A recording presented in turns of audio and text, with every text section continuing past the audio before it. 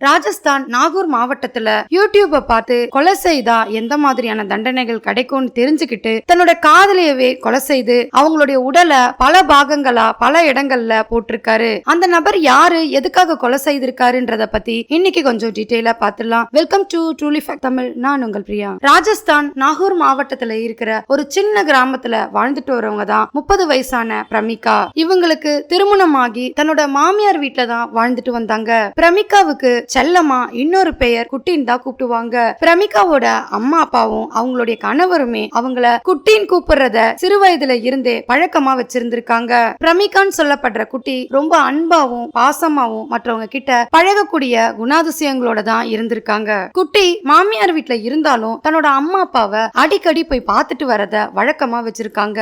அப்படி மாமியார் வீட்டுல இருந்து கிளம்பும் போதெல்லாம் தன்னோட அம்மா வீட்டுல 2-3 நாட்களுக்கு தங்கியிருந்து அவங்களுக்கு தேவையான வேலைகளையும் உதவிகளையும் செய்து கொடுத்துட்டு தான் தன்னோட மாமியார் வீட்டுக்கு திரும்புறது வழக்கமா வச்சிருந்திருக்காங்க. அது போலதான் ஒரு முறை தன்னோட மாமியார் வீட்டுல இருந்து தன்னோட அம்மா அப்பாவை பாக்குறதுக்காக போயிருந்திருக்காங்க. அப்படி போனவங்க 2 நாட்கள் தங்கியிருந்து தன்னோட அம்மாவுக்கு தேவையான உதவிகளை செய்து கொடுத்துட்டு அவங்களுடைய அம்மா அப்பா கிட்ட தன்னோட மாமியார் வீட்டுக்கு போறதா சொல்லிட்டு தான் கிளம்பியிருக்காங்க. அப்படி வீட்டுல இருந்து ஜனவரி 20, 2023 அன்னைக்கு அவங்களுடைய அம்மா வீட்டுல இருந்து மாமியார் வீட்டுக்கு கிளம்புனவங்க அன்னைக்கு முழுவதும் நேரமாகியும் வீடு திரும்பல. உடனடியா குட்டியோடைய மாமியார் வீட்டுல இருந்து உங்களுடைய அம்மா அப்பா வீட்டுக்கு குட்டி இன்னும் வீடு வந்து சேரலன்ற தகவலை கொடுக்கறாங்க. தகவலை தெரிஞ்சுக்கிட்ட குட்டியோட அம்மாவும் அப்பாவும் உறவினர் மற்றும் நண்பர்கள் வீட்டுல அவங்கள தேட ஆரம்பிக்கிறாங்க. அக்கம் பக்கத்துல இருக்கிறவங்க கிட்டயும் குட்டிய பத்தி விசாரிக்க ஆரம்பிக்கிறாங்க. ஒரு புறம் குட்டிய அவங்களுடைய அம்மாவும் அப்பாவும் தேடுறாங்க, மறுபுறம் அவங்களுடைய கணவரும் மாமியார் வீட்டு பக்கமும் தேட ஆரம்பிச்சாங்க. பல இடங்கள்ல குட்டிய தேடி பார்த்துமே அவங்களுக்கு எந்த ஒரு தகவலுமே கிடைக்கல. இந்த சூழல்ல தான் குட்டியோடைய மொபைல் நம்பருக்கு தொடர்ந்து கால் பண்ணிக்கிட்டே இருக்காங்க. ஃபுல் ரிங் போய் கட் ஆகுதே தவிர அந்த காலை குட்டி எடுத்து அட்டென்ட் பண்ணவே இல்ல. தொடர்ந்து குட்டியோடைய மொபைல் நம்பருக்கு அழைப்பு விடுத்துக்கிட்டே இருந்திருக்காங்க. இப்படியே 2 நாட்களா தேடியும் எந்த ஒரு தகவலுமே கிடைக்காததால இறுதியா போலீஸ் ஸ்டேஷன்ல ஒரு மிஸ்ஸிங் கம்ப்ளைண்ட் ஒன்னு கொடுக்கறாங்க. இந்த கம்ப்ளைண்ட வாங்கிக்கிட்ட போலீஸ் அவங்களுடைய வழக்கமான விசாரணைய ஆரம்பிக்கிறாங்க. அவங்களுடைய முதற்கட்ட விசாரணையில குட்டியோட உறவினர் வட்டாரமும் நண்பர்களுடைய வட்டாரங்களையும் அவங்கள பத்தின விசாரணைய நடத்த ஆரம்பிக்கிறாங்க. மறுபுறம் குட்டியோட மொபைல் நம்பருக்கு போலீஸ் தொடர்ந்து ட்ரை பண்ணிட்டே இருக்காங்க. அவங்களுடைய மொபைல் சிக்னலோட டவர் எந்த இடத்துல காட்டுதுன்ற விசாரணையும் நடத்த ஆரம்பிச்சாங்க. இந்த தீவிர விசாரணைய போலீஸ் நடத்திட்டு இருக்கும் போதே குட்டியோட உறவினரான ஒரு நபர் அவங்கள ஜனவரி 20ஆம் தேதி பகல் 3 மணி அளவுல அனோபாராம் சொல்லப்படுற நபர் கூட தான் பார்த்ததாவும் அவங்க 2 பேரும் சேர்ந்து ஸ்கூட்டர்ல பயணம் பண்ணிட்டு இருந்ததாவும் சொல்லியிருக்காரு. இவர் சொன்ன தகவலை வாங்கிக்கிட்ட போலீஸ் குட்டியோட மொபைல் சிக்னல் டவரும் இவர் சொன்ன இடமும் ஒரே மாதிரி இருக்கான்ற ஆய்வை நடத்தியிருக்காங்க. அப்படி பண்ணதுல அவர் சொன்ன விவரம் எல்லாமே சரியாதான் சொல்லியிருக்காருன்றது தெரிய வருது. உடனடியா அனோபிராம் சொல்லப்படுற நபரை கூப்பிட்டு விசாரிக்க ஆரம்பிக்கிறாங்க. 36 வயசான அனோபிராம் ஏற்கனவே திருமணமாகி 2 குழந்தைகள் இருக்கிறதா சொல்லப்படுது. இந்த நபர் கூட தான் ஜனவரி 20ஆம் தேதி மோட்டார் சைக்கிள்ல பிரயாணம் பண்ணதா ஒரு தெளிவான தகவல் போலீஸ்க்கு கிடைச்சது. இத அடிப்படையா வச்சுதான் அனோபா ராம் கிட்ட விசாரணைய நடத்துறாங்க. அப்படி ராம் கிட்ட நடத்தப்பட்ட விசாரணையில அவருடைய பதில்கள் எல்லாமே முன்னுக்கு பின்னா இருந்து வந்திருக்கு. அதோட ராம் கிட்ட நடத்தப்பட்ட முதற்கட்ட விசாரணையில தனக்கும் குட்டிக்கும் எந்த ஒரு சம்பந்தமே இல்லன்னு சொல்லியிருக்காரு. அந்த நேரத்துல போலீஸ் குட்டியோடைய மொபைல் சிக்னல் டவரும் ராமுடைய மொபைல் சிக்னல் டவரும் ஒரே இடத்துல இருக்கிறத கன்ஃபார்ம் பண்றாங்க. அதன் பிறகு ராம் கிட்ட தீவிர விசாரணைய நடத்துறாங்க.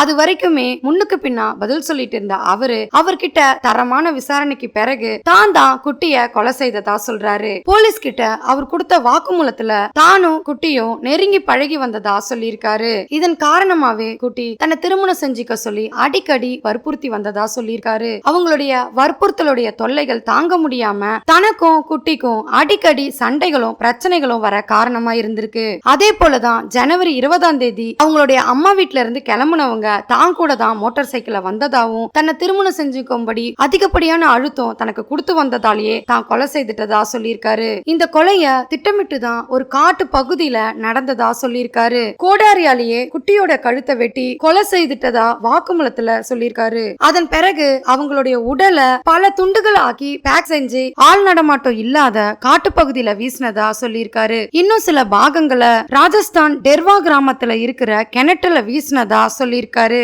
இவர் கொடுத்த வாக்குமூலத்தை வாங்கிக்கிட்ட போலீஸ் உடனடியா அவர் சொன்ன இடங்கள்ல எல்லாம் குட்டியோடைய உடல் மீட்பு பணிக்கான வேலைகளை செய்து வந்தாங்க. மறுபுறம் கிராமத்துல இருக்கிற கிணற்றுக்குள்ள தேடுறதுக்கான பணி நடந்துகிட்டு வந்தது. இந்த வேலைகள் எல்லாம் 2-3 நாட்களா நடந்துமே குட்டியோடைய சடலம் கிடைக்காமலே இருந்து வந்தது. ராம் சொன்ன மாதிரியே கிணற்றுக்குள்ள நடந்துட்டு இருந்த பணியும் நிறுத்தப்பட்டிருந்தது. ஏன்னா கிணற்றுக்குள்ள 20ல இருந்து சுமார் 25 அடி வரைக்கும் தண்ணீர் இருந்ததால ரொம்ப ஆழமான இடங்கள்ல போய் தேட முடியாத சூழல் போலீஸ்க்கு ஏற்பட்டது. இதன் காரணமாவே கிணற்றுக்குள்ள தீவிரமான நடவடிக்கையில ஈடுபட முடியாத சூழல் ஏற்பட்டது. அப்படி போலீஸ் பல இடங்கள்ல தேடியும் குட்டியோட உடல் கிடைக்காததால மறுபடியும் ராம தீவிர விசாரணைய நடத்துறாங்க. அப்படி நடத்தப்படும் போதுதான் ராம் போலீஸையே தவறுதலா வழி நடத்திட்டு வராருன்ற விஷயம் தெரிய வருது. ராம் தான் குட்டிய கொலை செய்திருக்காருன்றது உறுதியா போலீஸ்க்கு தெரிஞ்சாலும் அதுக்கான ஆதாரமும் சாட்சியும் அவங்களால சேகரிக்க முடியாத ஒரு சூழல்ல தள்ளப்பட்டாங்க. இந்த சூழல்ல தான் போலீஸ் ராம நீதிமன்றத்துல ஆஜர்படுத்தி 15 நாள் காவல்ல எடுத்து தங்களுக்கு விசாரிக்கிறதுக்கான அனுமதிய வாங்கினாங்க. அப்படி போலீஸ் காவல்ல எடுத்த ராம் கிட்ட நார்கோ சோதனைய நடத்தினாங்க. இந்த சோதனையினால போலீஸ்க்கு ராம் கிட்ட இருந்து எந்த ஒரு தகவலுமே கிடைக்கலன்றதுதான் பல ஊடகத்தோடைய அறிக்கையா இருந்து வருது. மறுபுறம் குட்டியோட உடலை தேடுறதுக்காக பல குழுக்களை அமைச்சு போலீஸ் தேடிட்டு வராங்க. அப்படி தேடும் போதுதான் பால்வா சாலைக்கு பக்கத்துல இருக்கிற வனப்பகுதியில சில முடியும் எலும்பு துண்டுகளும் தாடை பகுதி மற்றும் ஒரு பொண்ணுடைய துணிகளையுமே கண்டுபிடிச்சு எடுத்திருக்காங்க. அப்படி எடுக்கப்பட்ட உடைகளை குட்டியோடைய அம்மாவும் அப்பாவும் இது தன்னுடைய மக போட்டுட்டு இருந்த டிரெஸ் தான்றத கன்ஃபார்ம் பண்ணிருக்காங்க. அதே நேரத்துல போலீஸ் கண்டெடுத்த முடியையும் தாடை பகுதியும் குட்டியோடதுதான்றது கன்ஃபார்ம் பண்றதுக்காக அவங்களுடைய உறவினர்களுடைய டிஎன்ஏவையும் போலீஸ் கண்டுபிடிச்சு எடுத்த தாடை பகுதியுமே ஃபாரன்சிக்கு அனுப்பியிருந்தாங்க. அவங்க கொடுத்த டிஎன்ஏ டெஸ்ட் அடிப்படையில கண்டெடுக்கப்பட்ட தாடை பகுதி குட்டிதுதான்றது கன்ஃபார்ம் பண்றாங்க. கிட்டத்தட்ட 25 நாட்களுக்கு மேல போலீஸ் குழுக்களை அமைச்சு தேடியுமே குட்டியோடைய முழு உடலும் போலீஸ் கைக்கு கிடைக்கல. கிடைச்ச பாகங்களை வச்சு குற்றவாளி ராம் தான்றது நீதிமன்றத்துல ஆஜர்படுத்தினாங்க. அதே நேரத்துல குட்டியோடைய கொலைய ராம் திட்டமிட்டு தான் கொலை செய்திருக்காருன்னு போலீஸோடைய அறிக்கையில சொல்லியிருக்காங்க. ஏன்னா ராம் அவங்களை கொலை செய்யறதுக்கு முன்னதா அவருடைய மொபைல்ல யூடியூப்ல எப்படி கொலை செய்யறது, கொலை செஞ்சுட்டா எந்த மாதிரியான தண்டனைகள் தனக்கு கிடைக்கும்னு எல்லா விஷயங்களையுமே தெரிஞ்சுக்கிட்ட பிறகுதான் குட்டிய கொலை செய்திருக்காருன்றது தெரிய வந்திருக்கு. அப்படி கொலை செய்யப்படும் போது கூட ராம் முழுமையான மதுபோதையில இருந்ததா போலீஸோடைய விசாரணையில தெரிய வந்திருக்கு. போலீஸ் ஊடகத்துக்கு கொடுத்த அறிக்கையில ராம் குட்டிய கொலை செய்த விதம் ஒரு கிரைம் த்ரில்லர் மாதிரியும் சீரியல் கில்லர் மாதிரியான பாணியில தான் கொலை செய்திருக்காரு. அதே பாணியிலேயே தங்களை தவறுதலா வழிநடத்திருக்காருன்றத போலீஸ் ஊடகத்துக்கு கொடுத்த அறிக்கையில தெரிவிச்சிருக்காங்க. ராம் குட்டிய கொலை செய்யறதுக்கு பயன்படுத்தின கோடாரியவும் அவங்களுடைய மொபைல் போனையுமே பறிமுதல் செய்திருக்கிறதா தெரிவிச்சிருந்தாங்க.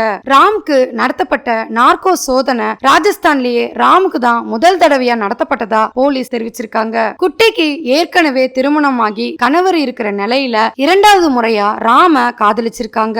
அதோட மறு திருமணம் செஞ்சுக்கிறதுக்காக குட்டி அவர்கிட்ட அதிகப்படியான அழுத்தத்தை காமிச்சதே அவங்கள கொலை செஞ்சதுக்கான காரணம்னு சொல்லியிருக்காரு. குட்டியோடைய அம்மாவும் அப்பாவும் குற்றவாளிக்கு அதிகபட்ச தண்டனை கிடைக்கிறதுக்கு நீதிமன்றத்துக்கும் காவல் நிலையத்துக்குமே கோரிக்கை எழுப்பியிருக்காங்க. திருமணம் தாண்டிய உறவால குட்டியோட உடல் பாகங்கள் கூட கிடைக்காம அவங்களுடைய போட்டோவை பார்த்து கதறி அழுத காட்சி அந்த ஊர் மக்களையே சோகத்துல ஆழ்த்திருக்கு. இந்த வழக்க பத்தின உங்களுடைய கருத்தை மறக்காம கமெண்ட்ல சொல்லுங்க. லைக் பண்ணுங்க, ஷேர் பண்ணுங்க. மறுபடியும் வேற ஒரு கேஸோட உங்களை சந்திக்கிறேன். தேங்க்யூ.